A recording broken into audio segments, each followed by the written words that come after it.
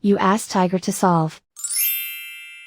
This deals with linear equations with one unknown. The final result is r equals -4/5. Let's solve it step by step. Simplify the expression.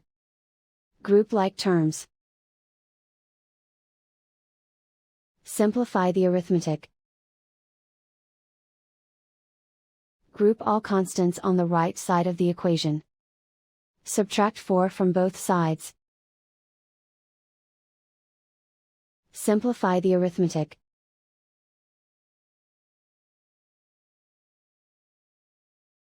Isolate the r. Divide both sides by 5. Simplify the fraction.